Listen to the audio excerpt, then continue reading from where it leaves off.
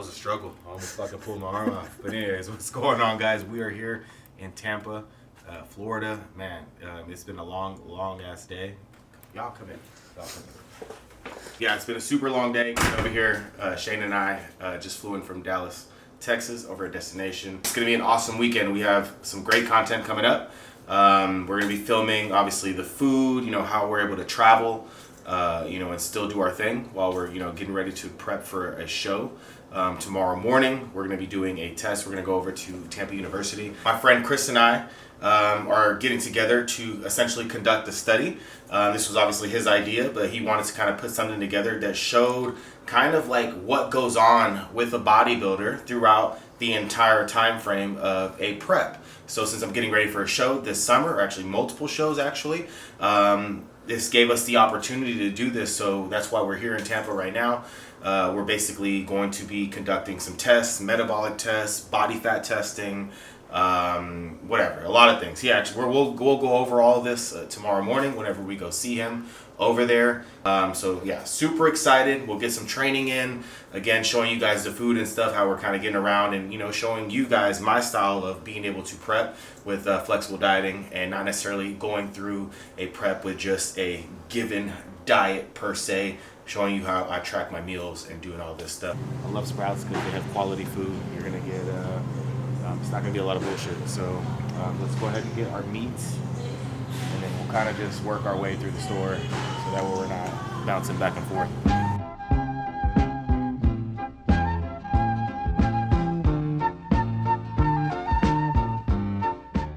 First time I ever came across these oranges was when I was in Thailand, in Bangkok, and I bought a handful of them.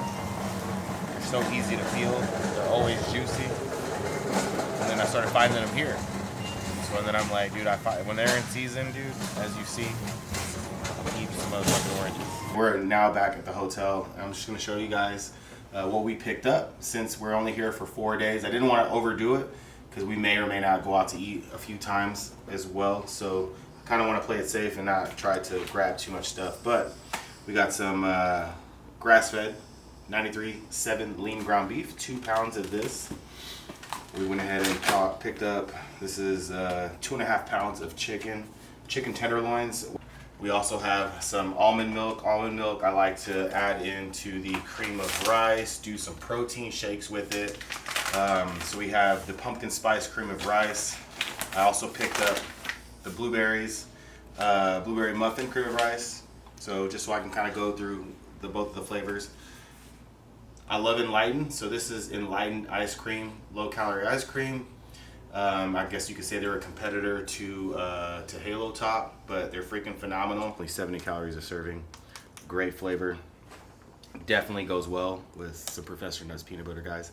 If you guys have not tried Professor Nuts, definitely pick some up. But as you guys see, the bulk of my food is always going to be quality stuff. So we also have 5 pounds of broccoli. Eat tons of broccoli, getting tons of fiber, volume, potassium. We have egg whites. We have bananas. And then we, as you guys saw, we picked up the happy eggs over at the store as well. Oh, and last but not least, we have the rice and the amazing Sumo oranges. Oh, I forgot, guys. I forgot the Chobani yogurts. So these are Chobani low sugar yogurt. So 120 calories, 2.5 grams of fat per 11 grams of carbs, and 12 grams of protein. So not too bad macro wise. So it's kind of like a 1-to-1 ratio with carbs and protein with that. Usually I'll kind of do those pre-workout as well, or just a little snack. See if I was right. So it is about midnight. I need to go ahead and have this meal. We have to go to to get the testing done tomorrow, fasted. So this is pretty much a cutoff time for eating. You want to make sure your body's able to digest it, everything, and be ready to go. I don't want to be full, so I'm going to have this with this because I need some more carbs, and a little bit of this. So yeah, we're going to have a good night. Good Morning, guys. We are now officially on our way to the University of Tampa to go meet up with Chris and the team. I'm excited for this. It's gonna be a lot of fun. I've never done anything like it, but I think it's gonna be cool. You know, to be able to kind of take the whole journey from pretty much every facet, not just us recording the training and talking about diet, nutrition, and things. I don't want to talk too much about it. We'll let Chris kind of dive deep since this is his study. But yeah, it's exciting.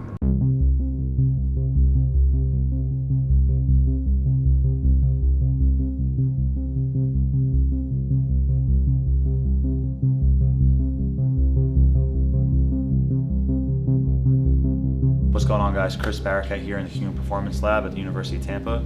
Just to give you a little background on myself, essentially I'm an adjunct professor here and also a researcher here in the Human Performance Lab, but primarily I coach bodybuilders with my company Competitive Breed. So I first got involved in bodybuilding back in 2011 and essentially caught the bug once I essentially competed, when I first competed, and that led me to go down a path of how can I optimize my results in the gym, how can I optimize my muscular gains and my body composition over time. Essentially what I do is work with a lot of competitive athletes that are trying to get stage lean and just optimize their progress to the stage and essentially run their contest prep in the most evidence-based way possible.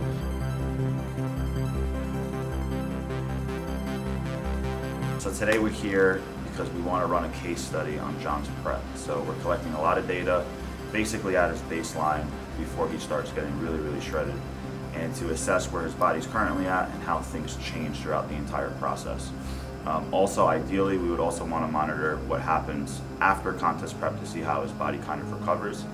But essentially what we're doing today, we're assessing body composition in 3 different ways. We're utilizing the DEXA scan, which gives us lean body mass, fat mass, and bone mineral density. We also have another piece of technology here that measures total body water and intracellular water and extracellular water. So we're going to combine those 2 models and kind of have every piece of compartment of the body that we truly need to get a really good idea of what his body composition looks like. We also want to measure Jon's actual muscle size. So we're utilizing the ultrasonography machine here to measure the muscle thickness of his quadriceps as well as his pecs. Reason for that, Jon's around 270 pounds right now, and as he's prepping, he's going to lose a lot of weight. And some of this weight can come up as lean body mass in a DEXA scan or any other sort of assessment that you run. And the reason for that is for things like parts of your digestive tract can actually get a little bit smaller, your liver can get a little bit smaller, stuff like that. Your total blood volume is going down if you're losing 30 pounds, right? So a lot of people confuse lean body mass for muscle mass. Muscle mass is a component of lean body mass, but there are a lot of other components of lean body mass that aren't muscle mass. So we're going to measure his muscle tissue directly with the ultrasound because we're expecting him to either grow or maintain his muscle thickness throughout the entire prep.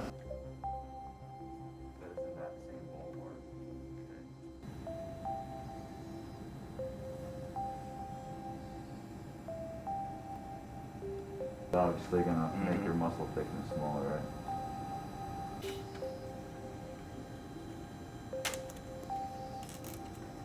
And then let's just label that right quad 40% proximal.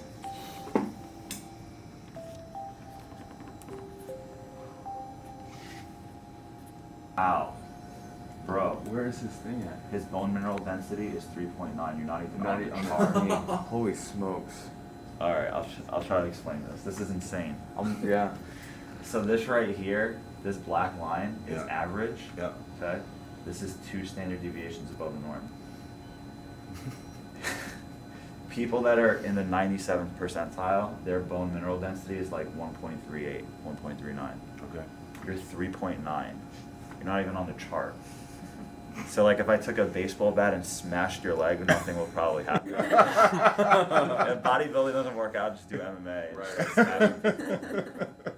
That's crazy. That's crazy. Holy shit. This was awesome.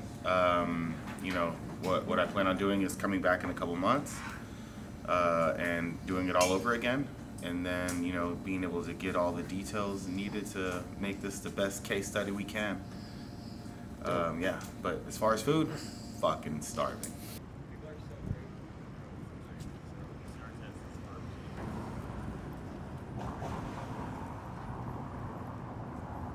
All right, so we just made our way over here to first watch. The food actually came really, really quick. So this is the triathlete omelet. Basically, it's an egg white omelet. I added 4.5 ounces of chicken to it.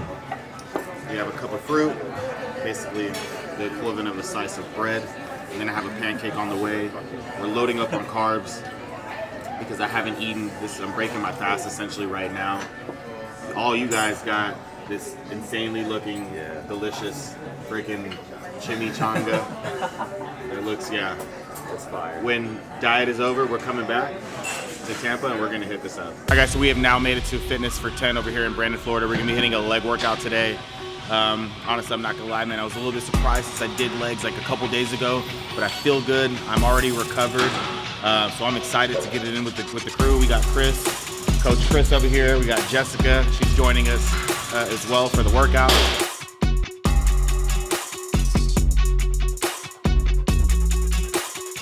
What's going on, guys? I wanted to walk you through some of the thought processes behind the training today. So we're starting off with a lying hamstring curl and a donkey calf raise.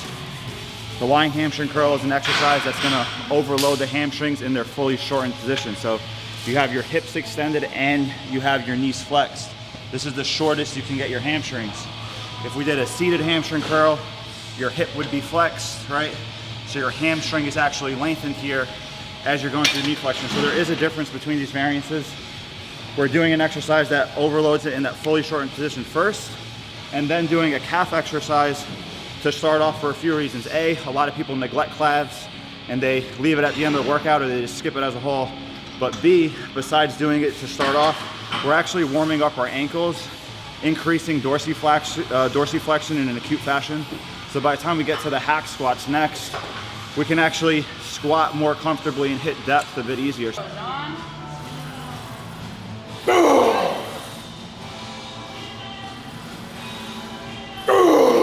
Easy, 3. 4.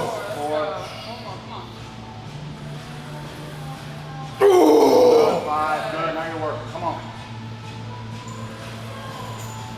Good, yep, all you, let's go. It's slow, let's go. Yep. Here we go, come on. Got more, come on. Come on. Yep, you got more, come on. Go. Come on, John, this is the set. Come on, you got more, let's go. You got more, all you. Come on.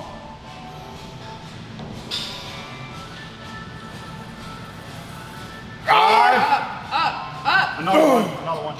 Come on. All him, don't help him. Up. Good. That's okay. Hey. Good shit. We just wrapped up hack squats. Really good work. We did one top set, obviously heavier weight for a lower rep range. That was like 6 to 9 for most of us. And then we did a back off set, a little bit lighter weight, basically took one plate off and got maybe 10 to 14 reps or so. So that's how we're approaching a lot of our true working sets.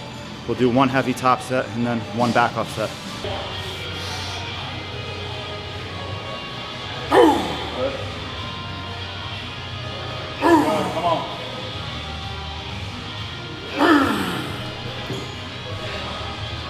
Good, come on.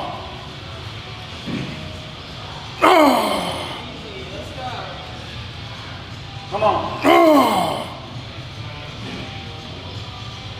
Yes. Stay tight. Come on. Hamstrings. Yes.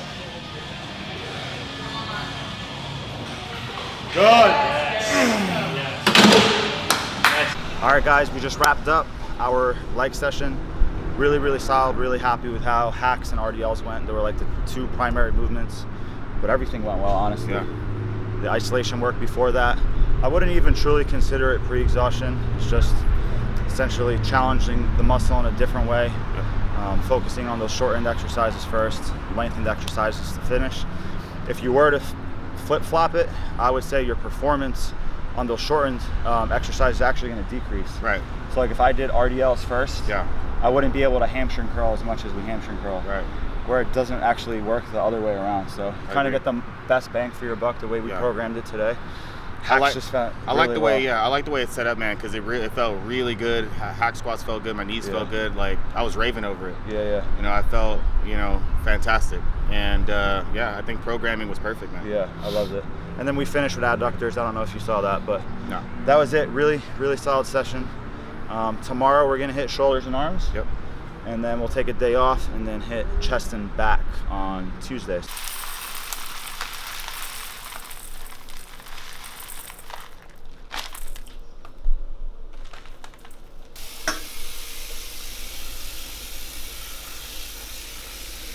First, you got to wash your rice. Boom. Bro, 700 on the fucking dot, baby. Put a little bit of this. Like I said, it'll give it some flavor, some color. See how it tastes. Rice is rice, though. And then, basically, my secret to cooking rice is this. Let it come up to a boil.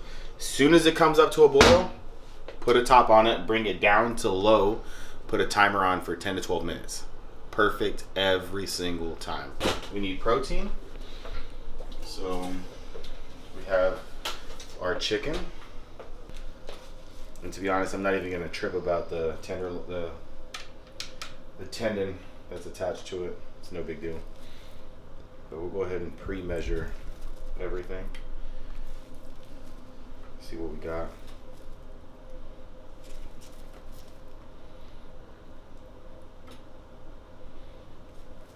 This is a pound. So I'll go ahead and just cook up 2 meals, so it'll be one for you and I. So we'll go 8 ounces of chicken each for each person. Coat the pan. Okay, pepper's a little thick. And then we'll add some of the sazon. I'm not even gonna wait for the pan to get hot. We'll just lay it on there. Let's go ahead and do the broccoli. Super easy and simple. Add a little bit of water. That way it can steam. Lock that in. I like 5 minutes. It makes it like nice and soft. I can't eat hard broccoli. For some reason it just gives me like gastritis. Like I'll feel like my stomach just wants to just freaking explode. Alright, now we see that the rice is starting to boil. This is where we want to be. Now, of course, keep in mind, let's put the timer on so we don't overdo it. You don't want to overcook the rice. So I'm gonna put it for 15 minutes. We'll go ahead and do that. Put it on 1. That way it doesn't boil over and spill over. And then leave it alone. 15 minutes, I promise you the rice is gonna be perfect. Chicken, dude, this chicken looks phenomenal. Look at that. This is why I like the chicken tenderloins, because they're so easy to cook. You know, when you don't have a lot going on, but perfectly browned. Color is amazing. Smells delicious. The rice is almost there. I'm not gonna open it. On top of this meal, we're gonna add. I had 616 grams of oranges, and then to go with it. Get down a little bit. We got my whole line of supplements that I take every single day. As you guys see, I travel with this stuff. It's no joke. But Ravenous is the basically it helps with appetite, increasing appetite, helps with has digestive enzymes. Very, very, very helpful when it comes to putting down a lot of food. Your body does help assist with your body's essentially ability to assimilate nutrients. Bergamot is amazing, helps with arterial health, helps with triglycerides, cholesterol, and so on. We have Matador. Matador is in my opinion, the best GDA supplement, glucose disposal agent on the market. It's gonna help your body process and assimilate carbohydrates more efficiently, especially at a higher level of body fat. As you get leaner, of course, you know, you're not gonna need as much, but this meal has like about 150 grams of carbs. So I take 3 capsules of that. Ashwagandha Ashwagandha is basically just more so for mental stress. Also helps with kidney function. We have a Liver Plus, which obviously kind of tells you exactly what it is. We have Heart Plus. Heart is going to help with heart and kidney. Estrogen, the Estro Pro, This is just kind of helping with keeping the hormones balanced. We have the tutka, which is great for the liver. Also helps with increasing bile production as well. Also natural production of glutathione. And then we have your whole food multivitamin, Vitamin Plus, absolutely amazing. And that's pretty much it. I bought an extra Heart Plus because I was running out, but that is what we have here in these 2 capsules. And to be honest, let's just put it down. So,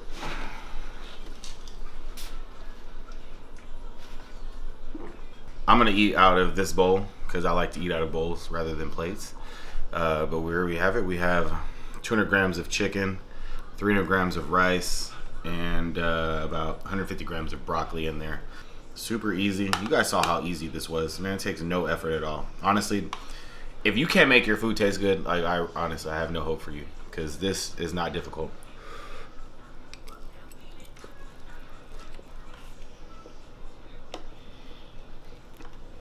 All right, guys, so this is the last day for us here in Tampa. So we decided we're gonna hit up Busch Gardens. Super excited to visit here and be able to get on some of the rides. I haven't been to a theme park. Well, that's a lie. I went to Disney World a few months ago in October. But this is my first time visiting here, so I'm looking to have a good time with my man Shane and see what this place has to offer. We're gonna do the epic death drop. I don't know how he convinced me into getting this, but getting on it rather.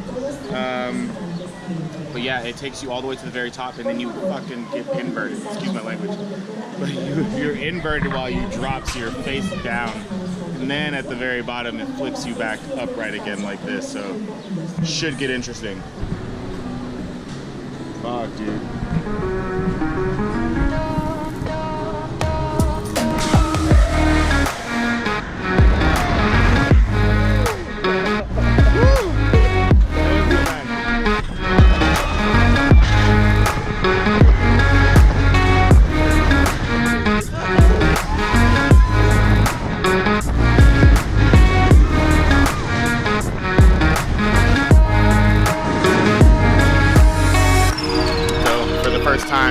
Coming here to Busch Gardens. We had a great time. It's huge. We got a little confused. It's hard to find some good rides. But other than that, it was great. I couldn't fit into one, unfortunately. And then Shane lost his damn phone on that one as well. So what an epic way to end the day. We have these 2 girls right here playing tennis. I've been trying to play tennis for a long time. And, and we want to bother them, see if they'll let me do one rally with them. They'll probably be surprised that some big motherfucker can actually swing a racket. Gorilla J. Yeah. What's up, bro? Can I bug you guys real quick? Would it be cool if I could hit a rally with one of y'all?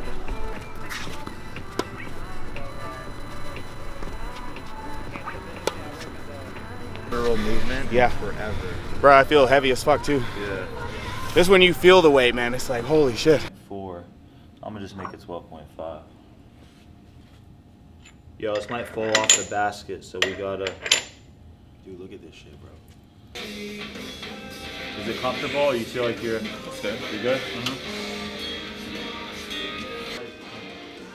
Once you hit 175, it's automatically going to drop. You gotta keep maximum effort for 10 seconds. Alright? Yep. You let me know when you're ready. Alright. You good? Yep. Alright, 3, 2, 1. Come on, all you got, let's go, let's go. All you got, let's go, let's go. Keep it up, keep it up, keep it up. Try. Up. Come on, only 10 seconds. Go. All you got. Try. Come on, keep going. Go. Good. Stay on there and just pedal light to recover. Nice and light. On a 3, 2, 1. 30 fucking seconds. 30 seconds, all you got. Let's do this. 3, 2, 1. Come on. Let's go. Push. All you got. Let's go. Let's go, John. Keep it up. Let's move. Here we Yes, go. sir. Yes, Keep that's it 10 going, seconds. Come on. Keep it going. Don't quit. Keep pushing. Let's go, John. Let's go. Come on, John. What you got? Let's go. Push hard. What you got, Keep John? it going. Yes. Almost Come there. on. Let's go. 10 more. Let's go. Work, baby. Work. Push. Yes. Yes. Almost there. Yes. Let's go. Come on, John. Here we go. Come on. Done. Nice job. Good.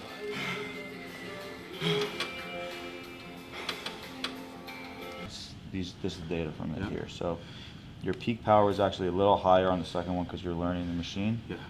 1,368 watts of power. Your power dropped off by 28% on the second sprint and 26% on the first sprint. On the 30-second sprint, your peak power is a little lower because you're fatigued from the first two, 1,258 watts. But obviously, because it was a 30-second sprint, your power dropped off by 54% from second 1 to second 30. Which is totally normal, but it's actually beast numbers overall. That's great. And it's the first time you've ever done it, so pretty dope. Nice. What's going on, guys? Wanted to give you a really good overview in regards to everything we're doing in the lab. Right now, this is Jon's off season, and actually he's in great health now, right? He's only at 12% body fat. His resting heart rate's 48. He's very, very healthy in his off season. At the end of the day, what matters on competition day is who looks best. So I could care less if you use the flexible dieting approach or if you ate 6 meals a day of the same shit, chicken and rice and just tilapia, whatever it may be. But what does matter is if Jon does reach a very high level of success utilizing a flexible approach, and we document this objectively, people are going to have the data in their face saying, okay, this man approached his contest prep this way and he got this results. And then they can access it by literally reading the case study once it's published way down the road, or just by watching this vlog and seeing what he did. And that's important because it's going to empower people to take a smarter approach, and it's going to change kind of the trajectory of how people contest prep over time. I genuinely believe, 5 years from now, more and more people are going to be utilizing a flexible dieting approach because of people like Jon having success on stage utilizing this approach. And there is going to be physiological changes because he's taking a more flexible approach from a nutrition standpoint. So some of those things are, when you're utilizing a meal plan, you can actually have micronutrient deficiencies even if you're eating really healthy or you're eating really clean, because you don't have a lot of variety in your diet. So if you're eating the same exact vegetables, 7 days per week, you can still run into micronutrient deficiencies. We know a lot of people that utilize meal plans or follow a very strict kind of approach. They don't eat any fruit at all, so that's a huge issue. You're lacking a lot of phytonutrients and micronutrients. Me and Jon are keeping fruits in this entire time, right? At least two servings of fruit per day and stuff like that. So you guys are going to see a different approach that is more evidence-based, that also provides more flexibility. So we're still going to get the objective results from a lean body mass, fat mass perspective. He's still going to look absolutely sick throughout this transformation process, and you guys are going to have the data. Another thing I think that's going to be better in Jon's scenario is psychologically, he's not going to have all these crazy cravings post-show or during the contest prep. So a lot of people, if they do a 12-week, 16, 20-week prep and they're using a meal plan, that week after their show, they're 30 pounds heavier. All that 16 weeks of work kind of went out the window, and they binge ate like crazy because psychologically they were not prepared for what to do after the prep. The fact that we're utilizing a more flexible approach, we can reverse diet post-show. We're going to increase total calories, and Jon will gain some body fat post-show, but it's going to be in a much healthier manner, and the psychological need to binge is significantly reduced when you take a flexible dieting approach throughout the entire thing. So I think that's something that can't be overstated. So there's a lot of benefits there. I think really that mental benefit is really important. I mean, Jon and I know so many people that have contest prepped once. They might have got in great shape, they look decent on show day, but that was the only time they ever got in great shape. They rebounded like crazy, they ruined their hormonal health, and they never wanted to contest prep ever again because they were so miserable throughout their contest prep journey because of the plan that they took, the route of action they took. And there's different ways to approach it. And like I said, I saw Jon doing that back in 2015 or so, and that caught my eye because I was utilizing a flexible dieting approach, but I didn't see it a lot on the NPC side. And man, I'm just pumped to get this out there, to see Jon transform, and also to do it in a healthy way. Physically, it's going to be healthy. Mentally and emotionally, it's going to be healthy. And then hopefully we get to document that from an objective physiological standpoint. We're doing the best we can to preserve his health, because contest prep, getting to the very extreme end of it, truly isn't healthy. It's something that's temporary. but the way that we go about it is going to be as healthy as possible.